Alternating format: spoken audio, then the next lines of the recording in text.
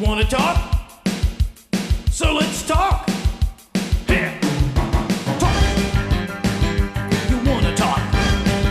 You gotta talk, you need to talk. News talk. I talk, you talk to Solomon. I talk, you talk to Solomon. Yeah, let's talk to Solomon.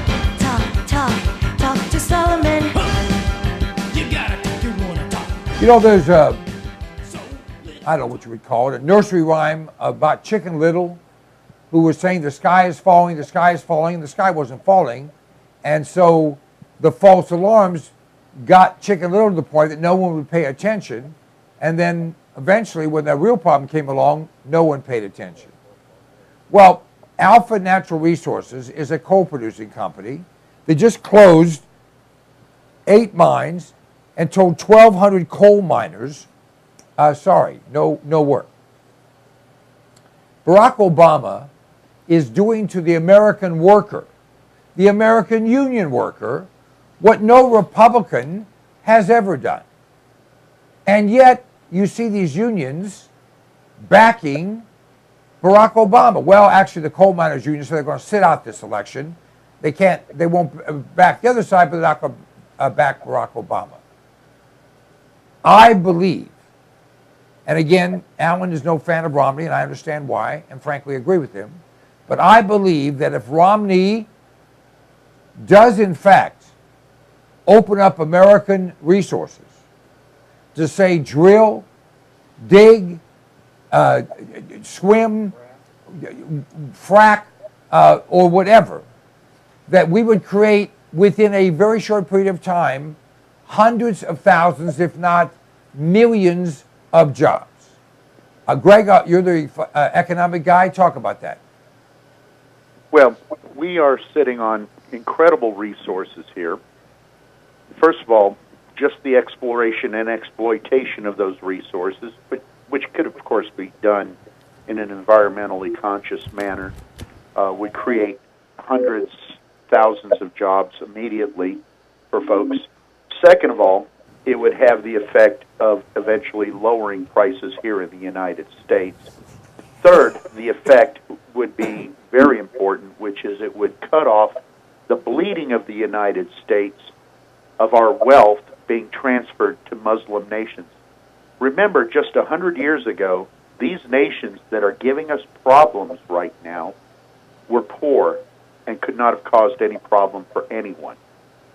We have, since the 1970s, since we had a Department of Energy, which was supposed to ensure our energy independence, have been sending trillions of dollars of our national treasure to these nations because we have been purposely halting any exploration of our own here.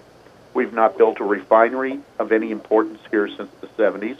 We've not done any real exploitation of the oil shale. We've done very little to exploit the real coal reserves that we have here. We are probably as capable of being energy independent as anything, and we have resources here that are now being estimated to be able to last at least 100, 150 years at full exploitation. So, 3 benefits: immediate jobs, lower energy prices, energy independence, which would starve the Middle East, which is a thorn in our side, and stop impoverishing the United States of all that money going overseas. Well said. Of course, Obama does not want that to happen. Exactly. Chief? Well, Obama said he's going to destroy the coal industry, and he's working on it. But I just want to make this point, that coal comes from the earth. By the way, God made the earth for us to use. Coal came from the earth. Oil comes from the earth. Natural gas comes from the earth. We're not going to pollute the earth by taking those out of the earth and spilling some of it every now and then. The earth takes care of that. It's a natural thing. Coal and gas and oil comes from the earth. They're natural products, and they're there for us to drill out and to use. But we will not contaminate the earth by messing with them. Not a bit. Alan? Well, I think that's all exactly right. And one of the challenges right now is to try to destroy what I think is sadly a pervasive mentality. I've seen it, by the way, in the popular culture, Stan, where you look at movies that are made about the future, science fiction things, fantasy things, other sorts of things, and this mindset in a lot of the Hollywood people envisages a world in which you have somehow culled the human population down to, half a billion people or something, right? And it's a very small population. It's a mentality that basically says we superior people think that we ought to survive, the talented kind of 10% of the Earth's population, and we and the servants needed to serve us. And that's all the world needs. That's the carrying capacity of the Earth, and the rest can be a green garden that we can enjoy. And people ought to realize that a lot of these policies come from this mentality. They're not interested in creating the jobs that people need in order to help support their families at a decent level and so forth and so on, because they really would rather not have all these people around. And I think that, I'll say it up bluntly, I think that's one of the reasons they want to take over the healthcare system, so that they can quietly abuse their control in order to cull the population down to this level that they envisage as great for the future.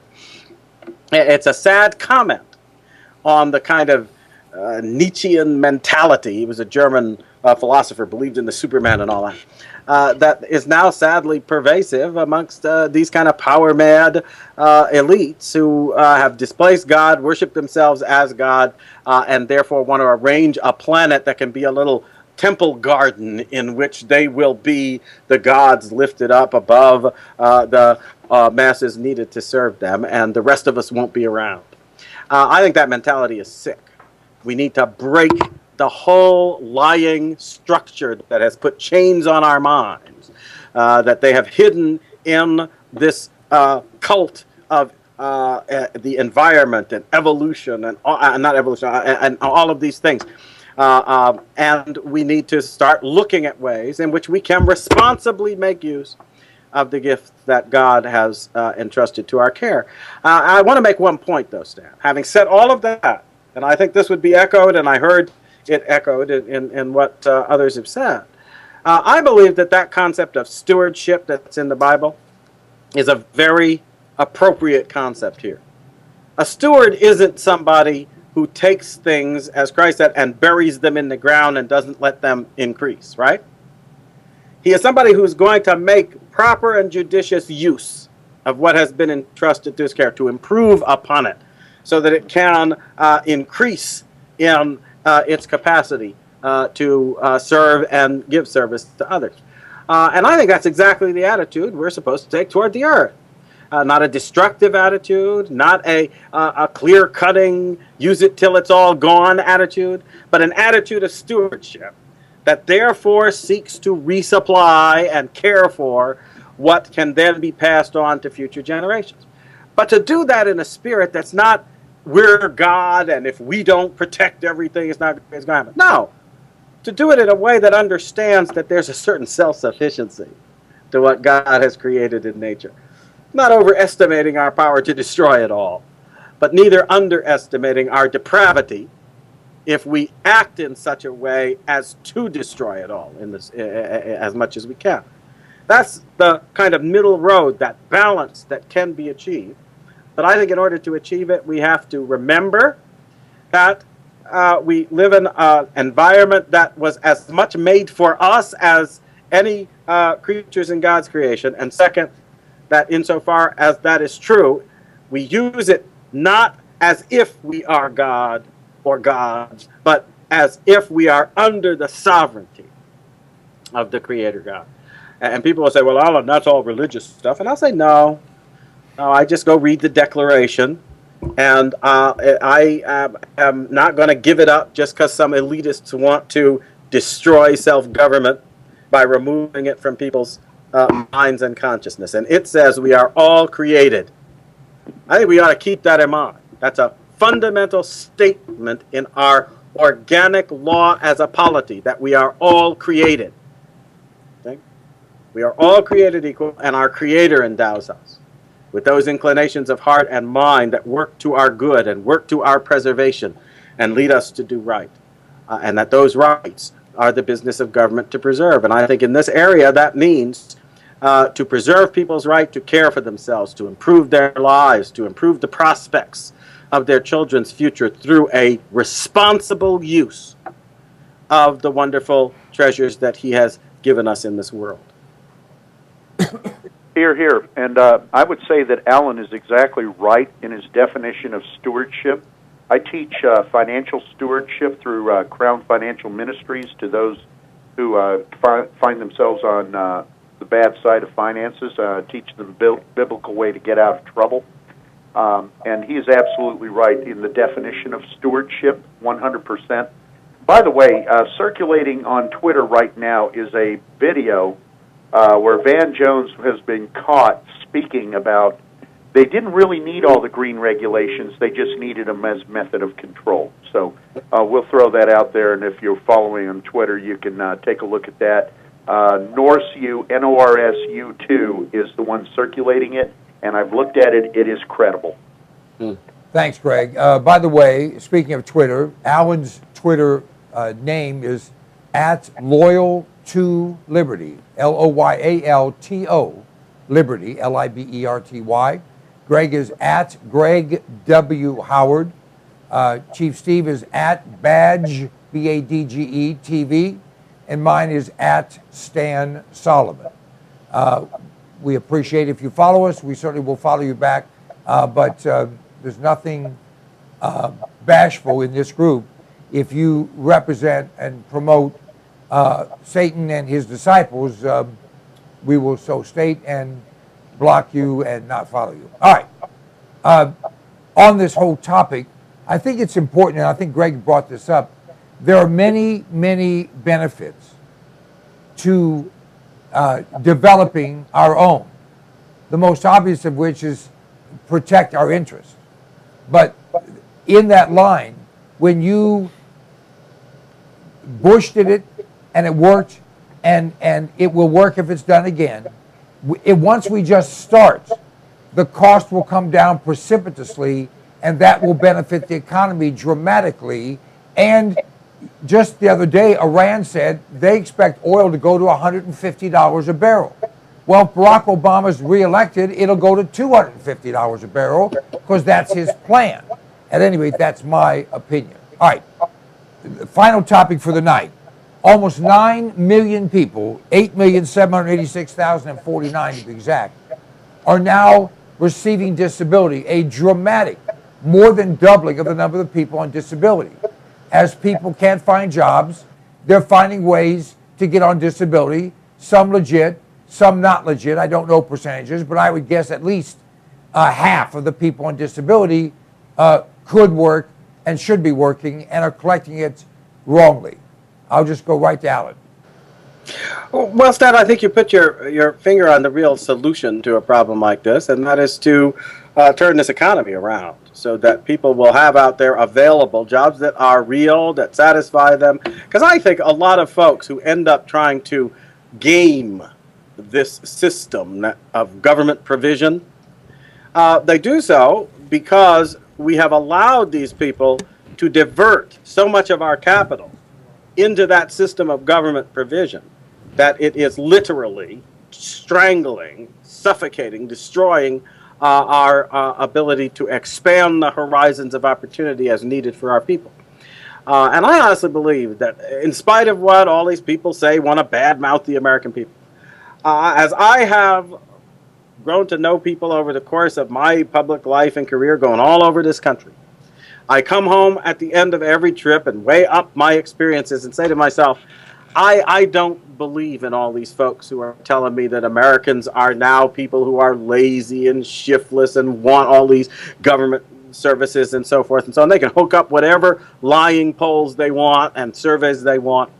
I think we're looking at a self-fulfilling prophecy where a government that's sitting on people choking them is then saying, oh, these people are clamoring for air. Yeah, they are. But it doesn't mean you have to give it to them if you get up.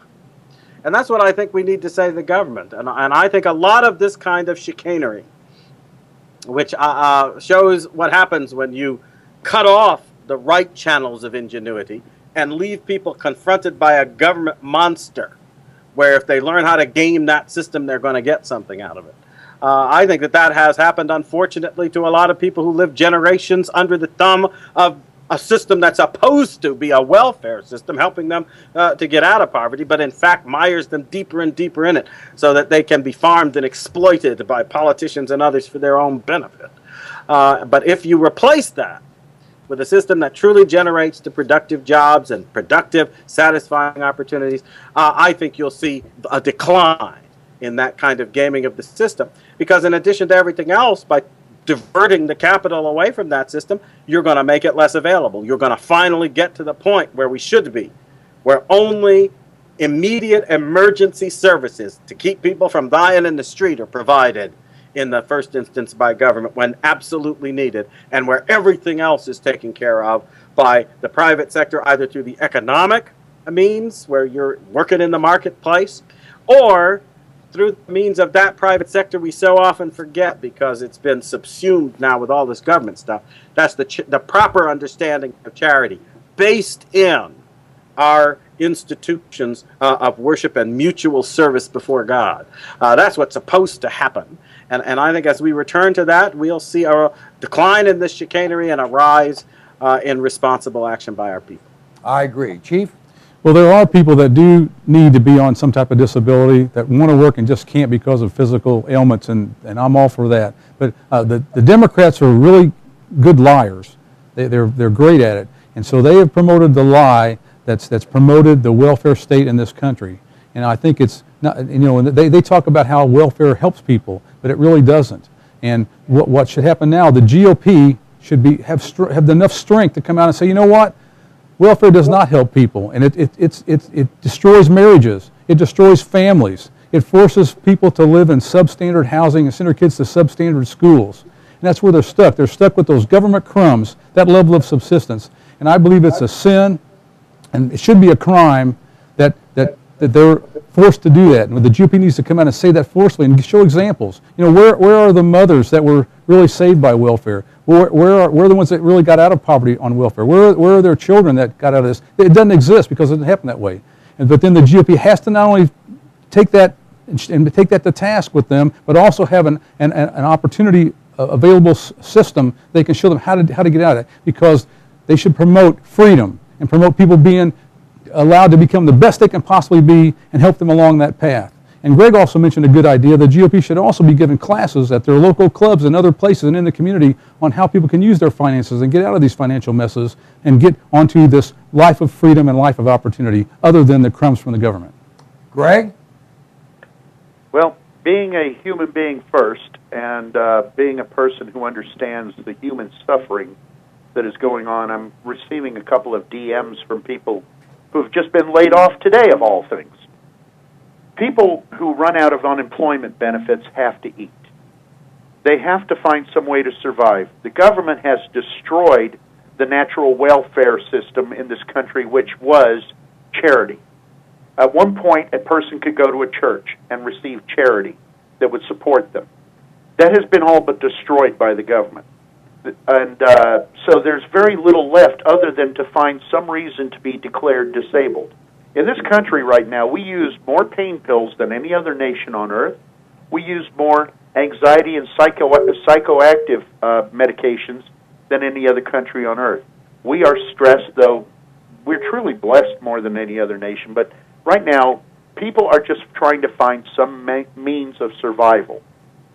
So I am not going to beat up on people who are simply trying to find oxygen in a starved, oxygen-empty room, when the real problem is the government has put them in a position where it's like, I've got to find some way to eat, and so they're running for Social Security, disability, whatever they can get their hands on to survive. The solution to this problem is going to be to get rid of the socialists in the government, to get the government regulations off the back of business, to get this economy moving again, and it is not going to happen with the people that are running the government now, and it's in both parties, okay? We have been marched down this this is a fascist government, okay? You got to understand the true definition of fascism. Fascism is the means of production privately owned and under complete government control. This is what we have devolved into this in this nation through the tax code, EPA regulations, OSHA regulations, labor laws. There is almost no aspect of any business that is free anymore. All right, it will not be until we fix it. All right, we're out of time here. I just want to have everyone say good night. Start with you, Dr. Keys. Well, thank you, Stan. I would just like to invite people to stop by at loyaltoliberty.com. I've been doing a lot of work the last several weeks, and I think they'll find some interesting material there. I highly recommend it. Greg? I would like everyone to remember to, if you have any extra, please use it to help others at the moment, because things are bad. Thank you very much, Chief. It's an honor to be on this show with such great other Americans. I'm proud to be here. 49 days left. We must defeat Obama. And I certainly second that motion, and I thank all of you for giving time, because no one here is compensated, giving your time to try and put information out that will be useful to people in this country and in our world. Good night, everyone. Good night. Yeah.